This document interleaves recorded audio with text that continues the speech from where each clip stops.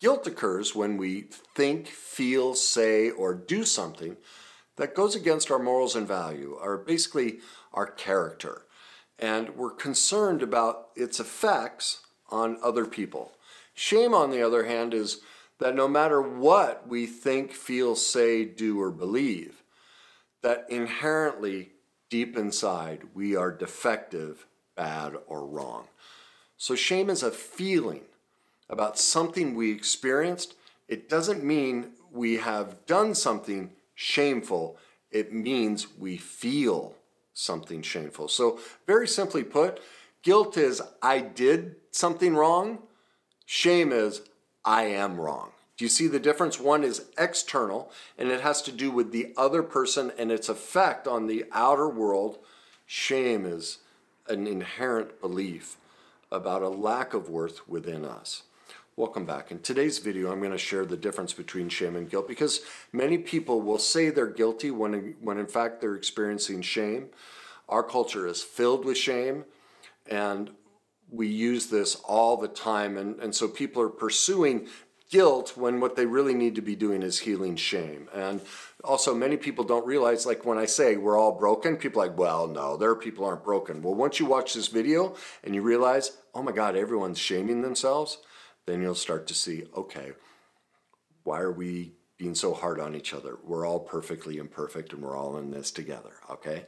Now, as I generally like to do, the best way for me to show the difference between guilt and shame is to throw myself under the bus and share my perfect imperfection. So that's what I'm going to do. I had a doozy come up a couple weeks ago. And a perfect example of the difference between shame and guilt. And what happened was I went to Walmart.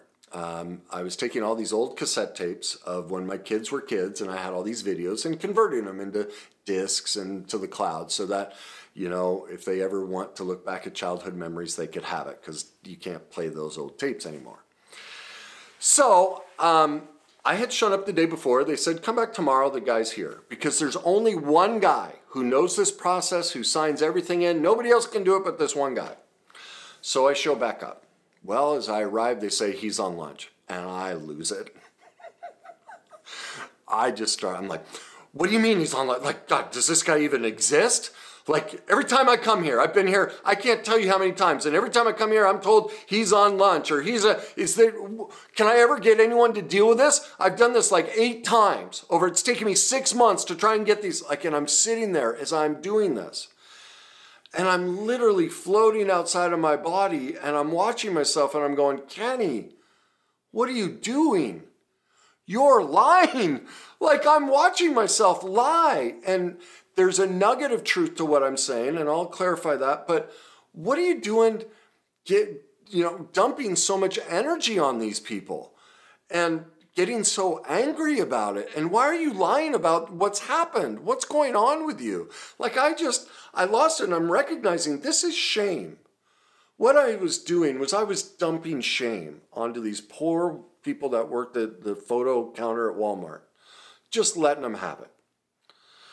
And so, as I finished, they're like, well, they were very polite, very kind, and like, well, he's on lunch, he should be back soon. And I was like, well, I'll wait. Well, I must have just missed him. The Lord knows, man. It was like 40 minutes I had to sit there and wait. So he had probably just gone on lunch, and they said he should be back any minute. But I used that time effectively, and I paused and I sat there and I went, what just happened to you?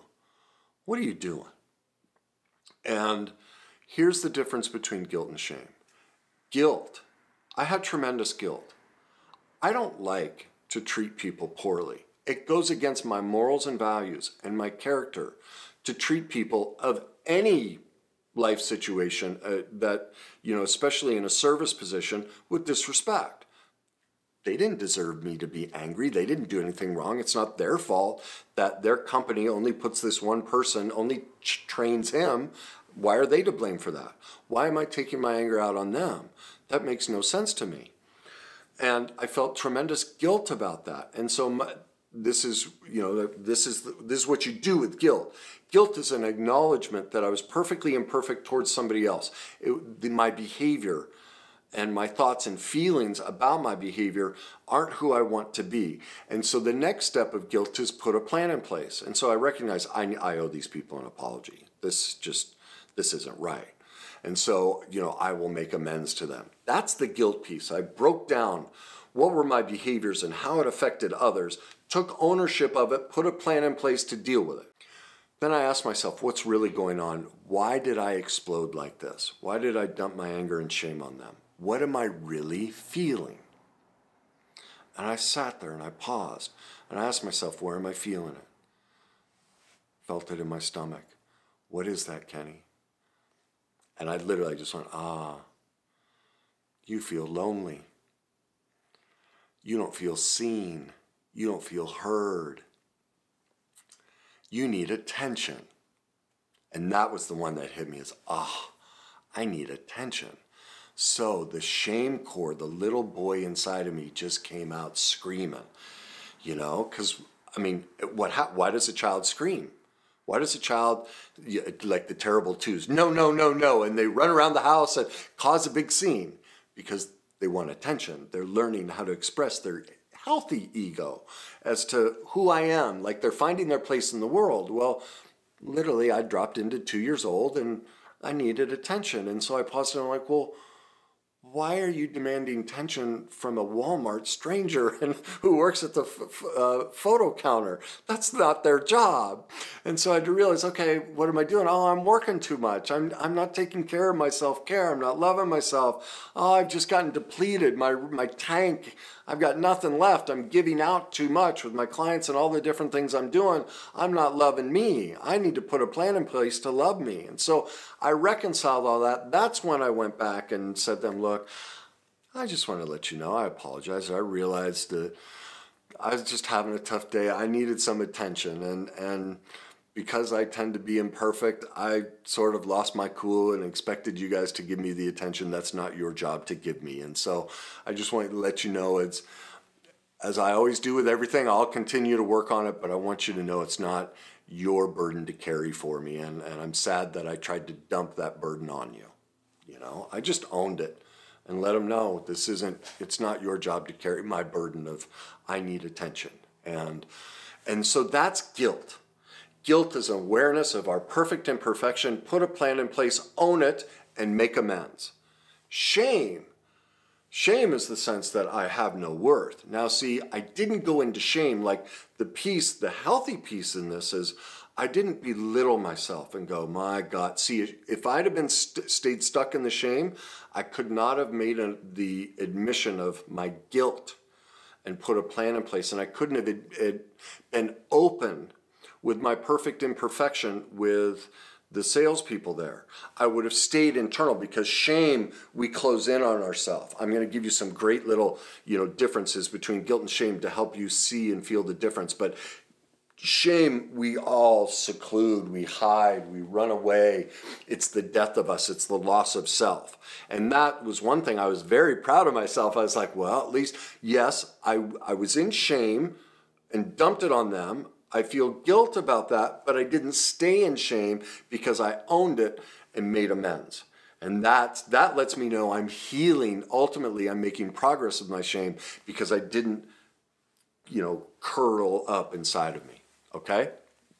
So now I'm going to give you some basic kind of differences between the two so you can really start to internalize this. Because one thing I found for me in learning this stuff is the more examples or the more like key phrases, it really helps me internalize the meaning of things. And so that's what I'm going to share with you right now and things to keep in mind.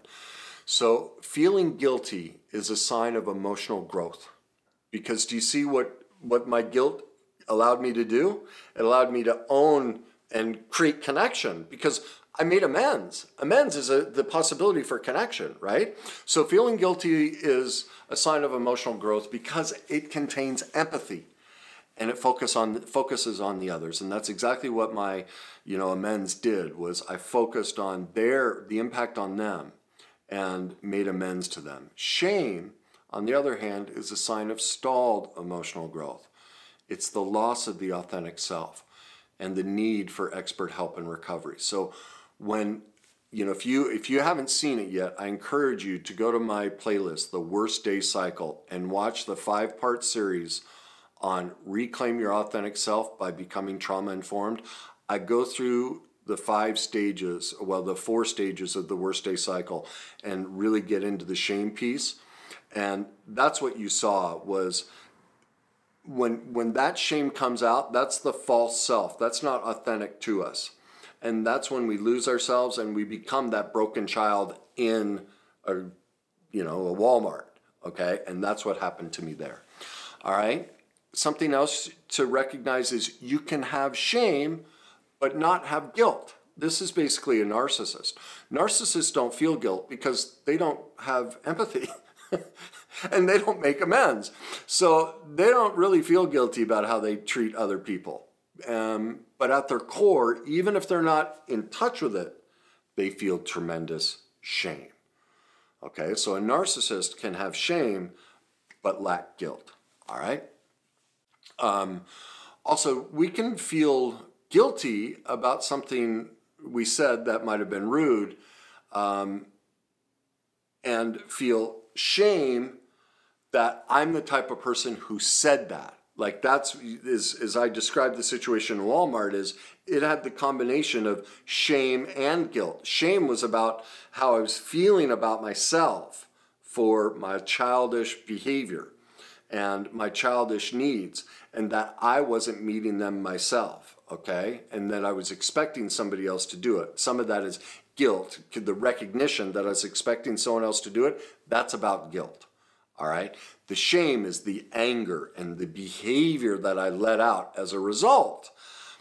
Basically, when we stop caring for ourselves, it's because we don't feel we're worth it. And so we go, I don't need to do that. I don't need to go for a walk. I don't need to get a massage. I don't need to go play tennis. I'll watch TV. Boom. We just shamed ourselves. We stopped loving and taking care of ourselves. And then it comes out in Walmart with a sales associate. And that's what happens to us. So what's a sign of healthy shame? Well, I'm going to give you another example. This I talked about in my book, Your Journey to Success, where I was out for a bike ride.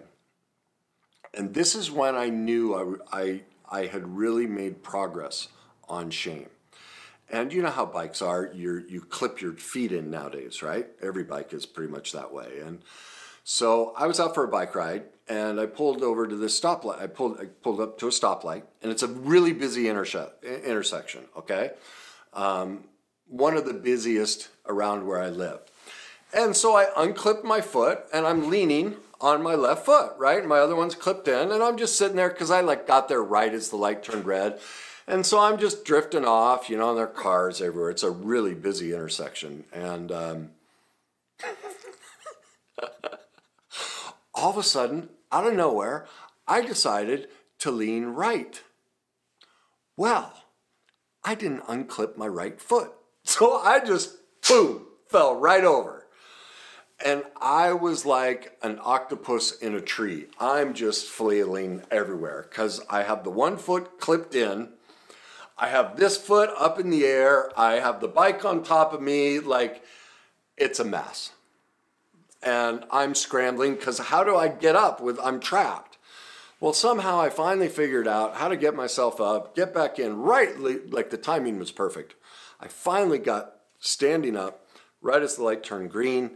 I jump up, hop on my bike, start pedaling through and just going. And as I got through the intersection onto the other side, all of a sudden I got hit with this huge feeling. I went, oh my God. I realized, what do we normally do when we trip on the sidewalk, fall over on our bikes, say the wrong thing? We immediately shame ourselves, belittle ourselves, tell ourselves, I'm so stupid, what was I thinking? What an idiot. How could I be so dumb to lean on my right side when I'm clipped in? We just hammer ourselves. See, that's not guilt, that's shame. And that's how most of us talk to ourselves, is we take the billy club out and we use slanderous names and swear words and all these horrible things to say to ourselves of how awful and insignificant and bad and wrong we are. right?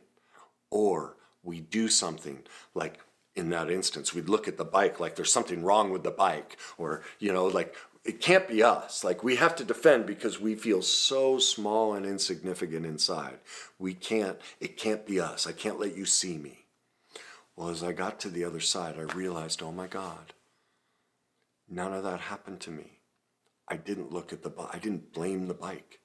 I didn't even consider that although the intersection was filled with cars, 20 cars behind me, like 3 lanes deep, like nobody didn't see it. Like everybody saw it. And it never crossed my mind to even consider that somebody might have laughed at me. I just fell over. Big deal. I fell over. Who cares? No shame. That's when we know we're progressing in recovery, is when we are perfectly imperfect and we stop the belittling and the excoriating self-talk that most of us go into, okay? So that's what you want to be paying attention to, is when you are perfectly imperfect, does your internal dialogue change? Is it no longer self-defeating and awful? Okay, and that's the main difference between guilt and shame. Guilt is, that behavior affected them. I don't want that. I don't want to leave that impression on them. Oh, shoot, I showed up late. Darn it. I hope they're okay. I need to put a plan in place so that I'm not late, right? See, guilt is about being aware of our external environment, putting a plan in place to address it. Shame is about really how we talk to ourselves and whether we see ourselves as having worth. Almost all of us will have a situation and we will talk to ourselves with shame. We won't do that process that I talked about with guilt. Here's some real simple things to help drive this home. Guilt is external. Shame is internal. Guilt has to do with our effect on others and our feelings about our impact on others. Shame has to do with our effect on ourselves and the feelings we have about ourselves. Guilt is momentary. Shame is almost always continuous. Guilt can promote positive action and a sense of well-being for making a change. Shame promotes the loss of self, inaction, and a collapsing of an individual's will and desires. Guilt can lead to expansion, inclusion, and exploration. Because do you see, if I feel guilty, I'm expanding. I'm going to learn. I'm going to expand out of this. I'm going to reach out like I did with the employees. I used guilt to create expansion, inclusion, and exploration. Like I got vulnerable with these people. All right? Shame always leads to constriction, isolation, confinement, and internal imprisonment. Guilt can say no to others. Shame can't say no to itself or others. That's addiction.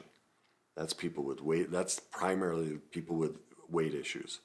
They can't say no to themselves or others, and they're stuffing that pain. That's all addiction. Guilt can be vulnerable, like I was with the clerks at Walmart once I got over my shame and guilt. Shame is secretive. If I'd have stayed stuck in shame, I'd have stayed there angry and defensive and standoffish and cold and distant and imprisoned and secretive, sitting in my thoughts going, ooh, I really blew that, but I'm not going to share it with you. I'm going to keep it a secret. I'm not going to let you see how weak and imperfect I am. Do you hear that? Do you feel like we all know that feeling? That's not guilt. People will call that guilt. That's shame. So, what's the solution? Again, go to my Worst Day Cycle playlist on YouTube and pull up those 5 videos.